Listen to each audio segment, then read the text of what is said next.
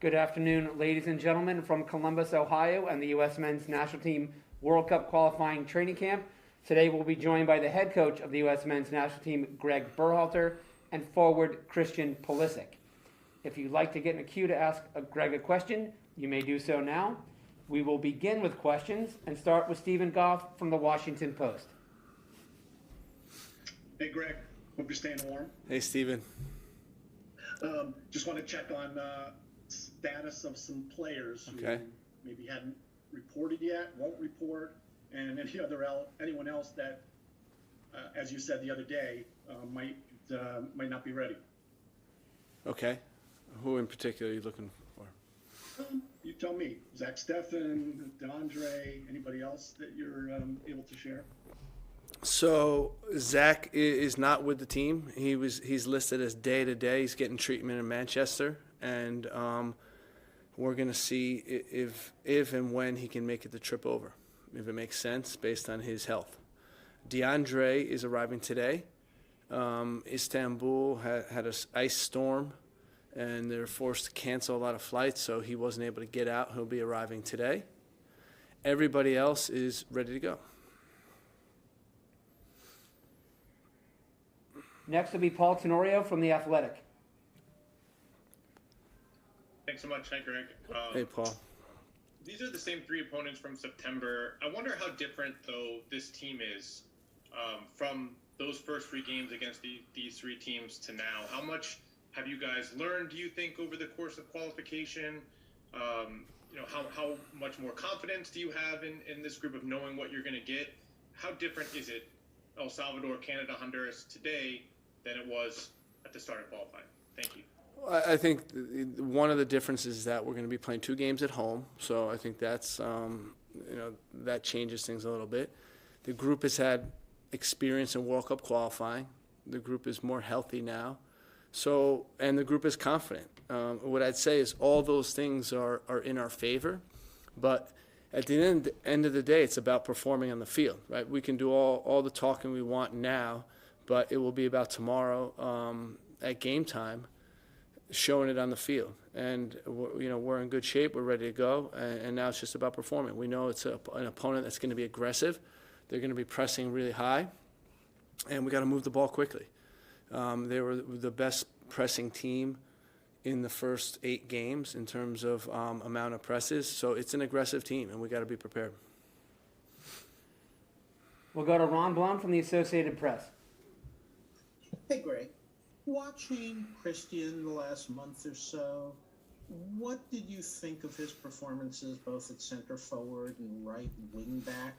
And does that make you think at all that at points you might use him in either of those ways? I just love the fact that Christian is fighting. He's fighting to be on the field. And whether he plays forward, his natural position as a winger or withdrawn attacking midfielder, or if he plays wing back, he'll do whatever it takes to be on the field. And I think that's the mark of character. That's the mark of someone who knows how valuable it is to play for a club like Chelsea. And it's been fun watching him. Scored a great goal against Liverpool, against Man City. He's playing a very difficult game. He's doing a good job. And so for us, it's been fun to watch him and his team. They obviously won the Champions League last year. We're battling for the title last year, this year as well. They're going to be playing the Club World Championships. Just really high level of club that he's at. We'll go to Doug Mcintyre from Fox. Thanks, Michael. Hey, Gregg. You've talked, I think, in the past about wanting to average 2 points a game throughout qualifying. Curious why that number, you might not need quite that high an average to qualify. And given that that's the goal, how many points from these 3 upcoming games would be acceptable to you? Thank you. So, if I explicitly said 2 points per game, I don't exactly remember that. What I'd say is we have high aspirations for our team. We want to qualify for the World Cup. That's the most important thing. I'm not getting hung up on points per game. I'm getting hung up on qualifying for the World Cup. And, it would be nice to try to win the group. But there's a lot that needs to happen for that to take place. And we're focused, Doug, on El Salvador. That's really it. I haven't done, you might have got me back in September when I was a little bit more bold with my prediction. You know, my prediction now is one game at a time. You know that, and for me, at the end of the 14 games, you want to be in the top 3 spots. That's the most important thing, and that's what we're focused on. Fair enough. Good try, though. Next will be Drake Hill from the Tennessean. Yeah, thanks, Michael. Hey, Greg. I had a question for you about Kellen Acosta. Why, in your eyes, has Kellen continually been able to insert himself in particularly thinking back to this cycle back in September against these teams? What technically and mentally allows him to continually put himself into the team? And then also, just given the type of player he is with the experience he had, especially going back to the last World Cup cycle, are you able to use that to amplify your message in the locker room, particularly with this cycle and obviously in March as well? Well, Kellen's a competitor. First and foremost, and we know we need guys on the field that want to compete to win games. We know it's highly competitive fixtures. Every single game, there's a lot on the line. And there's a small difference between winning and losing. So to have a guy on the field that you know that is going to compete is valuable. We're very comfortable with Kellen. He's played in big games for us. He played in Nations League final, Gold Cup final, played in big qualifiers. So, you know, he's a guy that is a great team player and is great to have on the team. You know, his effort, his work rate really, I think, inspires other players and his mentality. So whether Kellen is on the field tomorrow or not, we know that we can use him at any time. We can call on him at any time. Next will be Kyle Bonagura from ESPN FC. Hi, Greg. Just wondering, when you go into a 3-game window like this, how much of the rotation in terms of who's going to start game 1 is predetermined with an overall plan for the 3 games versus adjusting after the first game is played and kind of seeing where to go from there? We're focused on winning the game tomorrow, and we're going to do whatever we can to win the game. After we do that, we'll focus on Canada and how we're going to win that game, how we're going to prepare for that game, and then after that, we'll focus on Honduras. We're not getting ahead of ourselves, and we're not planning out a rotation right now. I'm sure the lineups will be different game to game, but our focus right now is on the game tomorrow. We'll go to Sam Stejskal from The Athletic. Thank you, Michael. Thanks, Greg, for taking the time. Hope you're doing well. Thanks, I'm wondering Sam. about Tim Weah's fitness level. Obviously, he recently returned from injury. Is he able to, fit enough to go from the start tomorrow? And then what's Matt Turner's kind of approach been like this week? I imagine it's similar to what it always is, but obviously he's in a slightly different position now with Zach out here. For Matt, similar to the first window, where he was the clear starter going in based on Zach's fitness.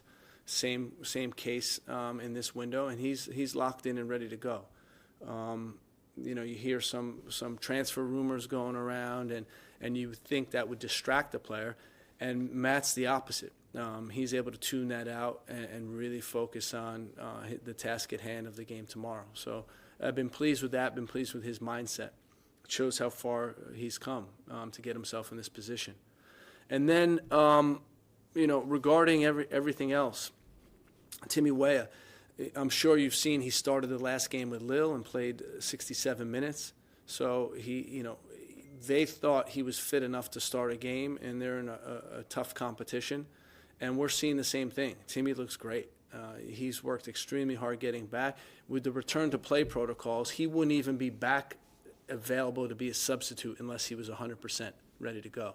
And then to start him, it shows that they were comfortable with the loads that he's been achieving and his fitness because they wouldn't risk re-injuring him. So Tim's at a great point, and we'll look forward to seeing what he can do this window for us.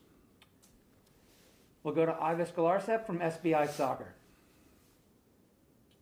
Hey, Greg, I want to ask you 2 different topics here. First, Anthony Robinson, who's come a long way from 2019 when he didn't make the Gold Cup team. What's impressed you the most about his evolution, particularly this season? He's having a real breakout season at Fulham, and it's already coming together for him. What's impressed you the most? And the second one is about Tyler Adams, Christian Pulisic, and Weston McKennie together. You haven't had them together very often. How tough's that been for you to not be able to have them in the lineup together very often? And what's it going to mean for the team when you can finally get those 3 in the lineup together? Well, I think, I really took advice from some of the ex-national team coaches, and particularly Bruce and Jurgen and Bob, and when they're telling me that, listen, the national team, you're not going to be able to call on all your guys all the time. It's just not happening. Just due to injuries, suspensions, club releases, whatever you have, it's going to be complicated. So we've rolled with that mindset, and we just adapt. And whoever's in camp, whoever's fit, whoever's available, we go with them. We're confident in the group. We're confident in the depth of this group. And that's just part and parcel of coaching the national team. So we'll deal with that. Regarding the other question was what? Who was Anthony Robinson. Anthony Robinson. It's a great story. The story is about a guy who doesn't make, as you mentioned, the Gold Cup team.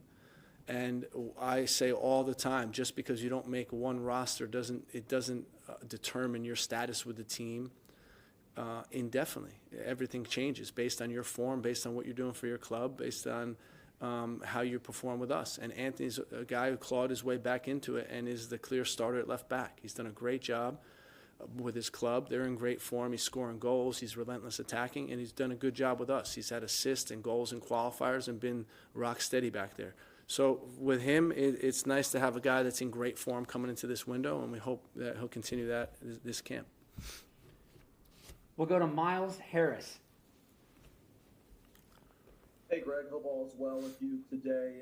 My question, not specifically about a player, but you're quite familiar with Columbus and really the fan base that's really grown pretty well here. What does the fan base and really just the entire city mean for U.S. men's soccer? Wow, I don't even know where to start with that answer, because it means so much. There's the history of Columbus hosting the national team is deep. It's lengthy. We've had some great success here.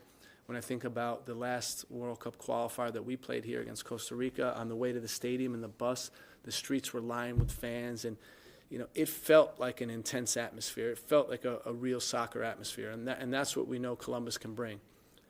When people talk about venue selection and how do we choose these venues, everything's taken into consideration, but certainly one that's top priority is having a home fan base. And with Columbus, we're really comfortable with the fan base. We're really comfortable that it's going to be pro-American, it's going to be intense, and it's going to be loud. And it's a great place for us to play World Cup qualifiers. Columbus has hosted 11 World Cup qualifiers all time, the most of any city in the United States. Also the U.S., the 8 victories here, the most for the U.S. in World Cup qualifying in any city as well.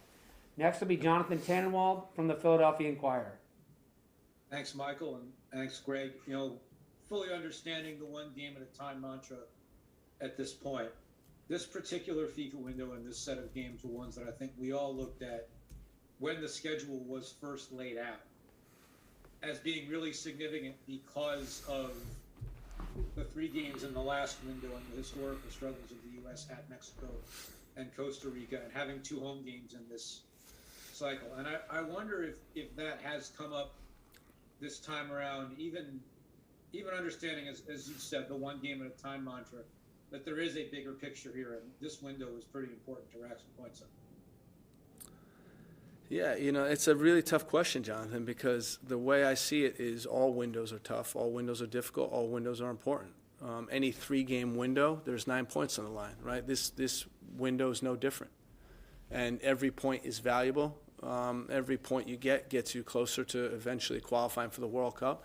So to us, there's no extra emphasis. We know that we want to compete to win every single game, and it starts with tomorrow. I think it gets a little bit dangerous when you start overemphasizing one window versus other windows. We want to be able to compete and put a good team on the field every single game and every single window. Next will be Daniel Nora from Univision. Hi, Greg. I just want to ask you how risky is to face a team that apparently has nothing to lose. They mentioned that prior to the game. And I want to ask you, too, about Walker Zimmerman and his evolution process during these qualifiers. So The way I see it, every game is extremely difficult. When teams have nothing to lose, when they have, when they need to win, all these, whatever scenario you could imagine, it makes the game extremely difficult, and we're prepared for it. El Salvador is an example of a team that they're not out of it, right? 16 points is in the lead. There's 18 points left to play. So they can get themselves back into this. It could happen. They need to win their games. Regarding Walker is a player that, like Anthony Robinson, may not have been involved every step of the way. There might have been some disappointments along the way, but all he did is keep playing and keep performing. And when he got his opportunity, he took advantage of that. And that's what you want as national team coach. Because it's a selection, you want guys that when you pick them are going to perform and do their very best. Walker's been great, not only on the field but off the field. He's a leader. He's a pillar in this group, and it's been great working with him. Next will be Grant Wall. Hey, Greg. I'm just getting off the plane and joining this now, so you've already been asked this. We can move forward. But okay. I wanted to ask about set pieces.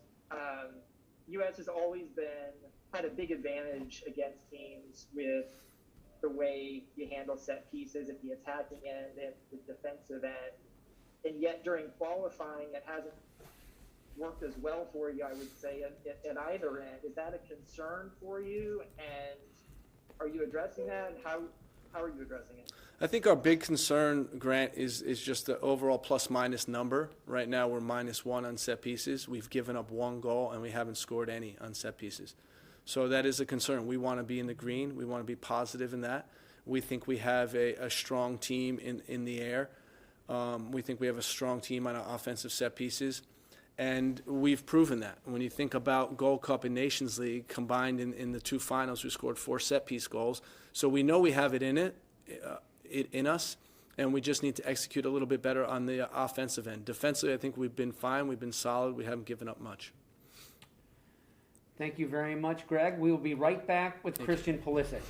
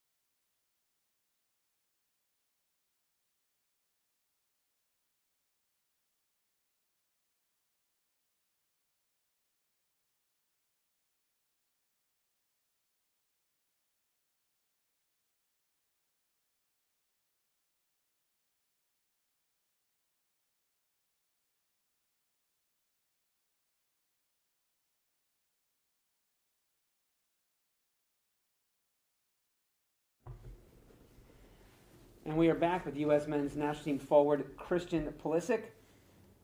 We will begin with questions.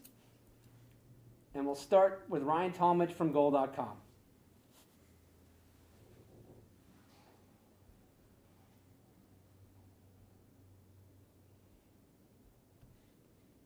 Ryan, go ahead.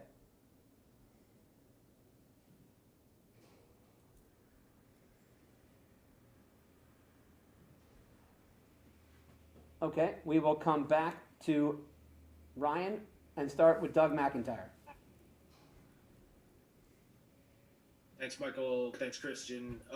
It's the first time I think that you, Tyler Adams, Serginho, Weston, and Yunus Musa are all in for the same qualifying window. How much is that going to help you guys over the 3 games? Thank you. I mean, I think the stronger your squad is, and the more players that are healthy and able to play, it obviously just makes our team stronger. And we have a lot of good talent, and a lot of great players. So it's good to have all these guys in camp, and it should help us a lot. Next will be Michael DeCourcy from Sporting News.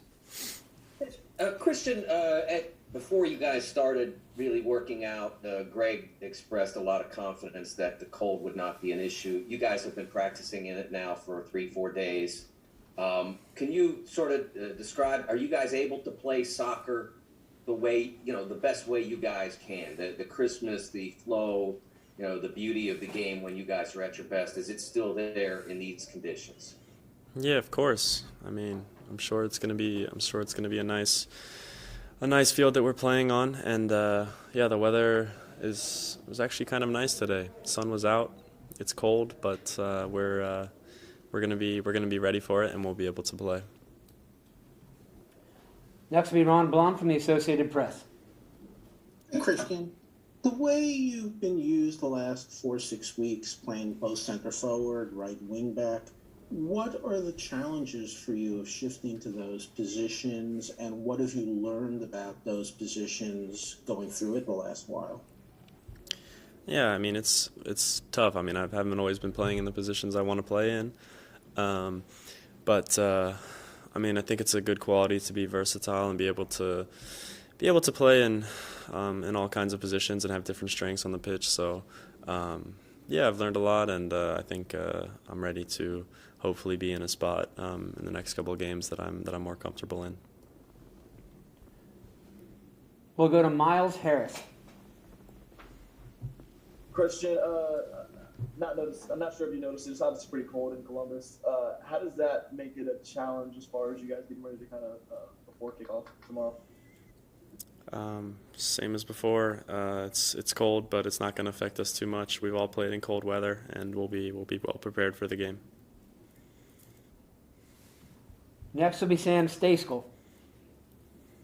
Thanks, Michael. Thank you, Christian. Ron sort of got at this, at Chelsea, you've been playing in a few different positions. I'm just curious how you feel about your current role at the club, and how are you approaching your future there?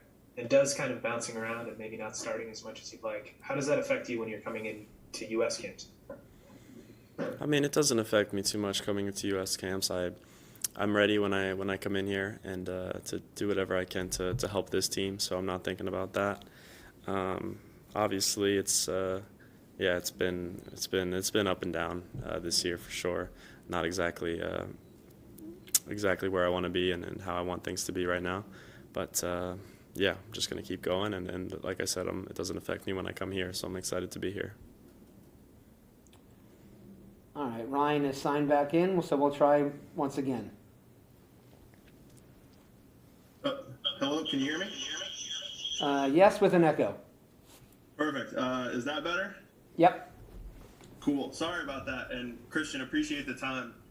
I just wanted to ask, every time you come to camp, every time you talk to media, every time you talk to Chelsea, it's about, how things are with you and what's changing, whether you're playing well, whether you're playing bad. And that's sort of a different sort of spotlight and a different sort of question that you always have to ask. You're under a spotlight in 2 different countries and always dealing with these sort of questions. So that's a person. How do you sort of manage it, and how do you sort of manage the highs and lows that it kind of come with playing at a club like Chelsea and being a person at a high level in American soccer? Yeah, I think that's a good question. I would say there's 2 sides of me, especially when people ask you how you are. Sometimes there's the soccer side, and then there's the person side. So the person side is even more important for me, and I'm doing all right in that sense. But yeah, it's a lot sometimes. It's always, when I come to the national team, it's how are things at Chelsea? What's this? What's that? And yeah, things are. It's tough. It's definitely played a lot on me, and mentally it's been difficult at times. But I'm always very excited to come back with the national team and sort of step away and get to enjoy playing with these guys and get to just enjoying football in general. We'll go to Paul Tenorio. Thanks so much, and thanks, Christian. At the start of this qualifying cycle, you were one of the most experienced players in this team when it came to World Cup qualifiers. Now, most of the group has had experience playing through several windows. I wonder how much you think that's helped guys like even Tyler and Weston going through these games and these qualifiers, and how different maybe this team is in this window to playing the same 3 opponents that you guys faced in the first window than maybe you were at the start of this qualifying journey. Thank you. I think it's been a good qualifying process so far. I think the guys have definitely learned a lot and seen right from the start that especially going away in CONCACAF, none of these games are easy, and I think we've definitely been up for the challenge. And I think we've really stepped up, and yeah, I think we've gotten better and better, and I'm excited. I'm excited to see what we can accomplish this camp, and I'm really happy with the way that the team looks. We're taking it really just one game at a time, and I feel like the focus is really there for the team right now. Next will be Drake Hills. Yeah, Christian, thanks for the time. Similar to Paul's question, I wanted to talk with you about just Pari Ariola as well as Kellen and Giassi and yourself from that group. When you take a look at, not only just when the qualifiers started, but now where you're at final two windows, is there an aura or a mental approach to how you guys have carried yourselves? Just for example, maybe look at Kellen. Is there something that maybe the rest of the team is able to latch onto, especially as you guys come later down the barrel as the games are kind of ending and qualifying is concluding? I think the mentality of the team has been really good. We've taken it. I think we've taken it one game at a time, which is the most important thing, and just focusing on that next task. And I mean, some of the names that you mentioned, they really drive our team. I think there's a lot of qualities that they bring to the game.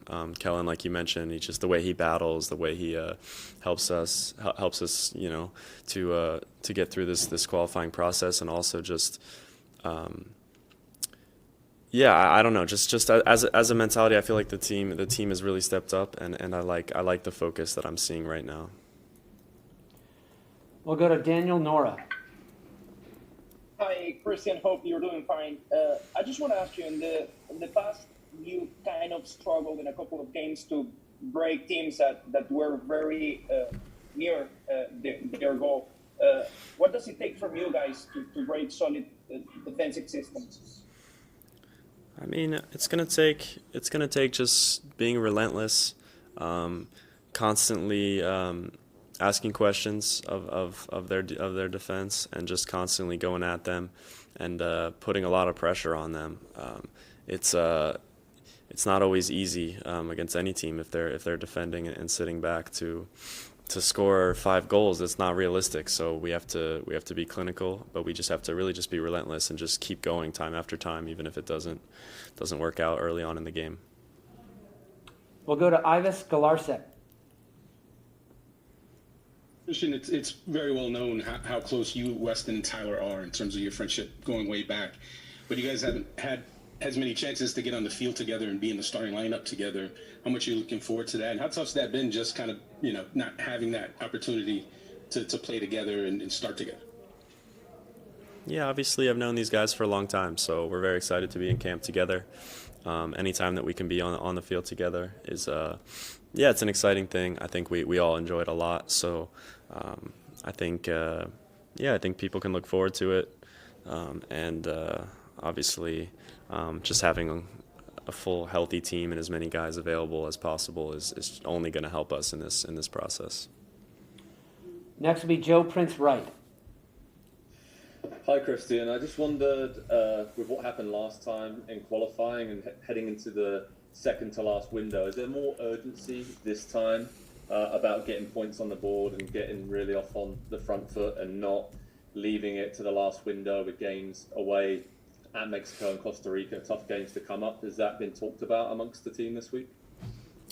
Yeah, I mean, I think there's a great focus in the team. I don't know exactly the math, but even with 3 wins, it's not guaranteed. I think we're going to qualify. So we just need to take it game by game, win game by game, and put ourselves in a great position next camp to be able to have a couple good results and get us to where we need to be, and that's qualifying for the World Cup.